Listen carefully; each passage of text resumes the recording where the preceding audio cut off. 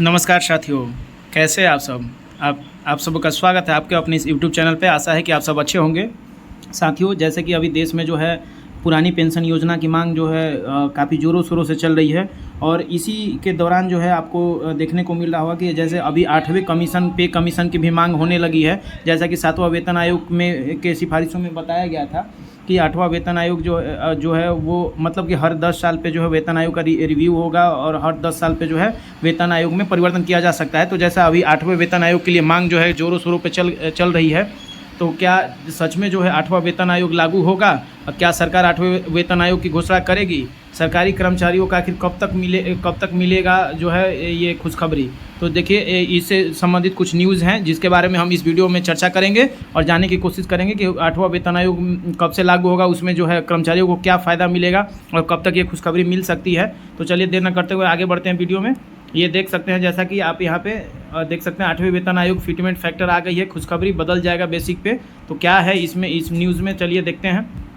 यहाँ पे आपको देखने को मिलेगा कि 8वें पे कमीशन फिटमेंट फैक्टर को लेकर आ गई है, खुशखबरी बदल जाएगा बेसिक पे, इतनी बढ़ जाएगी सैलरी। और पेंशन देखते हैं कि क्या इसमें खबर निकल के आती है। जैसे आप देख सकते हैं यहाँ पे डेट भी 19 जुलाई का ये है खबर। और यहाँ पे आप देख रहे हैं कि 8th पे कमीशन देश में इस समय 7वां वेतन आयोग लागू और 1 जनवरी 2026 से 8वां वेतन आयोग को लागू किया जाना। जैसे मैंने बताया था पहले ही कि 10 साल पे जो है रिकमेंडेशन होता है, लेकिन क्या होता है कि जो वेतन आयोग का गठन होता है तो वो 2 साल तक स्टडी करती है अपना, और रिकमेंडेशन जो है वो तब 2 साल के प्रक्रिया के बाद लागू होता है। इसलिए जनवरी 2026 से लागू होने के लिए 8वां वेतन आयोग 2024 में इसका गठन हो जाना चाहिए। 23 से ही मांग चल रही है, लेकिन अभी तक गठन नहीं हो पाया है। तो क्या आगे चल के इसका जो है अनाउंसमेंट होगा, तो उसके बारे में ये कुछ जानकारी है, आगे देखते हैं। वीडियो में अंत तक बने रहेगा और इससे संबंधित एक और मैं बहुत ही महत्वपूर्ण जानकारी दूंगा।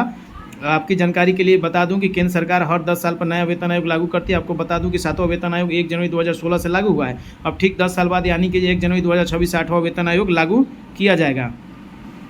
केंद्र की मोदी सरकार अगले वेतन आयोग की तैयारियों में जुट चुकी है। आने वाले बजट में इसको लेकर ऐलान हो सकता है। जी हाँ, ये बहुत ही महत्वपूर्ण खबर है कि 23 जुलाई को आप सभी को पता है कि जो है पूर्ण बजट, नए सरकार बनने के बाद पूर्ण बजट पेश होने वाला है। तो उस बजट से ही सबको उम्मीदें हैं, जैसा कि ओल्ड पेंशन पे लेके या नए पेंशन में जो बदलाव के लेकर कुछ जो भी घोषणा हो सकती है वो भी इस बजट पे ही संभावित है। और 8वां पे कमीशन के से संबंधित भी सूचना जो है बजट में घोषणा की जा सकती है। कर्मचारियों और पेंशनर्स को होगा सीधा फ़ायदा। तो चलिए देखते हैं क्या फ़ायदा हो सकता है। यहाँ जैसे कि देख सकते हैं जेसीएम के सेक्रेटरी जो है, जो भी ज्वाइंट जो बना था कमेटी जो बना हुआ है और जिसमें कि ओल्ड पेंशन स्कीम की भी मांग की जा रही है उसी कमेटी के माध्यम से, तो उनके जो सेक्रेटरी हैं सी गोपाल मिश्रा जी के केंद्र सरकार को 8वें वेतन आयोग के गठन की मांग करते हुए पत्र लिखा है। 8वें वेतन आयोग के गठन से लगभग 49 लाख सरकारी कर्मचारियों और 68 लाख पेंशन भोगियों को फ़ायदा होगा। वित्त मंत्री निर्मला सीतारमण 23 जुलाई को केंद्रीय बजट पेश करेंगी। केंद्रीय सरकारी कर्मचारियों के संगठन ने इसके लिए एक प्रस्ताव भी तैयार कर दिया है। कितना बढ़ जाएगा कर्मचारियों की सैलरी, इस पे भी एक नज़र डाल लेते हैं। जैसे कि 8वें वेतन आयोग के तहत फिटमेंट फैक्टर में बढ़ोतरी के साथ कर्मचारी और पेंशन भोगियों को सैलरी पेंशन को बढ़ाया जाएगा। हालांकि जब भी वेतन आयोग का गठन होता है तो महंगाई भत्ते को मर्ज कर दिया जाता है। डीए मर्ज करने के बाद फिटमेंट फैक्टर का फॉर्मूला निकाला जाता है। इस फिटमेंट फैक्टर पर आधार पर कर्मचारी और पेंशन भोगियों की सैलरी और पे मैट्रिक्स तय की जाती है।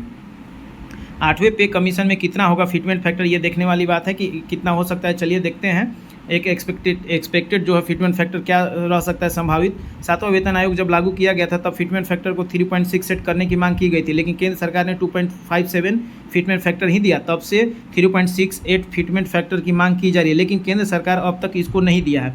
अब ऐसे में 8वें वेतन आयोग में 3.68 फिटमेंट फैक्टर नहीं होने वाला है। मीडिया में इसको लेकर तरह तरह की फर्जी न्यूज़ चलाई जा रही हैं, ठीक है। तो ऐसे में जानकारी के लिए बता दूं कि 8वें वेतन आयोग में फिटमेंट फैक्टर जो 1.92 लिया जाएगा। ये बोल रहे हैं कि 1.92 लिया जाएगा ये जो है इस 8वें वेतन आयोग में फिटमेंट फैक्टर का। और इस 1.92 फिटमेंट फैक्टर के हिसाब से, इसके हिसाब से कर्मचारियों का न्यूनतम मूल वेतन अगर 18,000 रुपये, जो आप सभी को पता है लेवल 1 मिनिमम जो बेसिक पे है वो 18,000 है, वो बढ़कर जो है 34,600 रुपये हो जाएगा। तो बहुत अच्छी खुशखबरी है, बहुत बड़ी खुशखबरी है अगर 8वां वेतन आयोग जो है लागू हो जाता है और इस तरह का फिटमेंट फैक्टर अगर अपनाया जाता है। तो 7वें वेतन आयोग में कितना रहा था फिटमेंट फैक्टर, ये देखने वाली बात है। 7वें वेतन आयोग में 2.57 गुना फिटमेंट फैक्टर पेश किया गया था, जिसमें न्यूनतम बेसिक 18,000 रुपये तक किया गया था। हालांकि कर्मचारी संगठनों द्वारा 3.68 फिटमेंट फैक्टर की मांग की गई थी, लेकिन केंद्र सरकार ने इसको सिरे से खारिज कर दिया था और 2.57 फिटमेंट फैक्टर के आधार पर पे मैट्रिक्स तैयार किया गया था।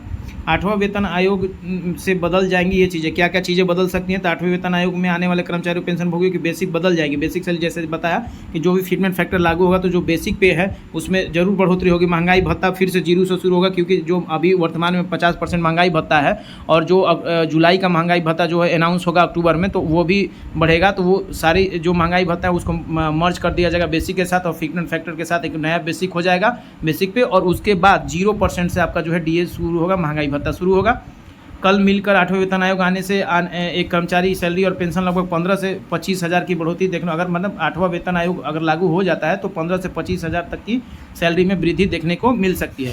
तो जैसा ये आपने देखा, लेकिन अब क्या है कि इस खबर को और थोड़ा सा हम लोग जो है सपोर्ट करने के लिए एक न्यूज़ पेपर है, जो कि उसका जो ई पेपर हम लोग पढ़ते हैं हिंदुस्तान है, उसका भी एक खबर मैं आपको दिखा देता हूँ, ताकि जो है ये जो खबरें निकल के आ रही हैं उसकी थोड़ा सा और भी सपोर्ट मिले, पुख्ता हो पाए। तो देख सकते हैं आप लोग यहाँ पे हिंदुस्तान है, यहाँ पे ये देख सकते हैं हिंदुस्तान का ई पेपर है। यहाँ पे इसमें आपको दिखाना चाहेंगे कि केंद्रीय कर्मचारियों के लिए बड़ी खुशखबरी, बजट में 8वें वेतन आयोग का ऐलान संभव। जो भी हम खबर लाते हैं दोस्तों, ये हम जो है अपने मन से कोई खबर मनगढ़ंत कहानी नहीं लाते हैं, कुछ उस पर रिसर्च करते हैं, उसके बाद जो सामने न्यूज़ निकल के आती है उसको पेश करते हैं आप लोगों के सामने, ताकि आप सभी कर्मचारियों को इसकी जानकारी रहे प्रॉपर तरीके से। और इस पर मेरे तरफ से कोई भी जो है दावा नहीं किया जाता है, जैसे खबर निकल के आती है सिर्फ आप सभी को जानकारी के लिए हम इस चैनल पर अपलोड कर देते हैं।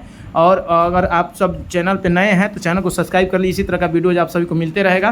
बाकी आगे देखते हैं इसमें। तो आप देख सकते हैं बजट 2024 वित्त निर्मला सीतारमण 23 जुलाई को संसद में 2024-25 का बजट पेश करेंगे। जैसे मैंने पूर्व में ही बता दिया है, पूर्ण बजट को लेकर अलग अलग से सेक्टर्स की अपनी अपनी उम्मीदें हैं, सबकी अपनी अपनी उम्मीदें हैं। बिजनेस वाले हैं, बिजनेस पर्सन अपने लिए कुछ सोच रहे हैं उसमें आएगा। इसी तरह से सरकारी जो कर्मचारी हैं वो अपने लिए कुछ सोच रहे हैं। बजट 2024 वित्त मंत्री निर्मला सीतारमण 23 जुलाई को संसद में 2024-25 का बजट पेश करेंगे। पूर्व बजट को लेकर अलग अलग सेक्टर्स को अपनी उम्मीदें। इस बीच अटकलें लगाई जा रही हैं कि केंद्र सरकार कर्मचारी और पेंशन भोग के लिए 8वें वेतन आयोग की इंप्लीमेंटेशन की घोषणा कर सकती है। जी, ये बहुत ही महत्वपूर्ण खबर है। यहाँ देख सकते हैं, मैंने एक पहले भी आपको एक जो खबर निकल के आई तो उसमें बताया, और ये अभी हिंदुस्तान में भी ये खबर छपी है, तो मैं इस चीज़ों को आपके सामने रख रहा हूँ। दरअसल केंद्रीय सरकारी कर्मचारी और श्रमिक परिसंघ के महासचिव एसबी यादव ने भारत सरकार के कैबिनेट सचिव को पत्र लिखकर 8वें वेतन आयोग में गठन की मांग की है।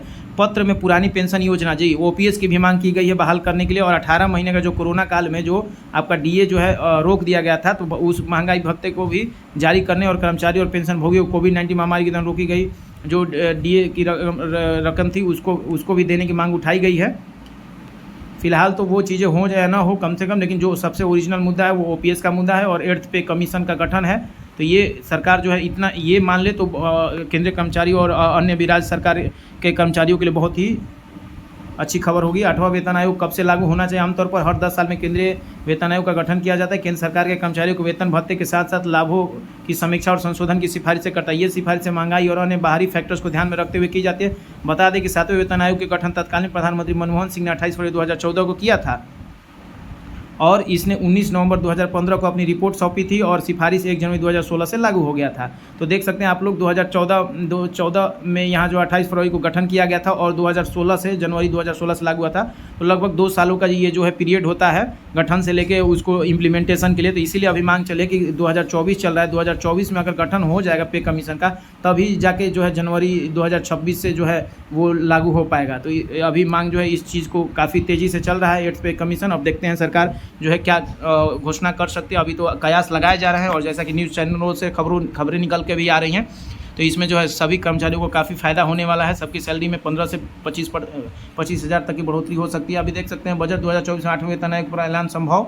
ये बता रहे हैं कि बजट जो आने वाला है 23 जुलाई को 2024 को, उसमें जो है इसका ऐलान संभावित है। केंद्र सरकार के कर्मचारी और कर्मचारी परिसंघ ने 8वें वेतन आयोग में तत्काल गठन की मांग की है। साथ ही नई पेंशन योजना एनपीएस को समाप्त करने, कर्मचारी और पेंशन भोगियों को कोविड-19 महामारी के दौरान फ्रीज किए गए 18 महीने के डीए और महंगाई राहत भी जारी करने की घोषणा मांग की है।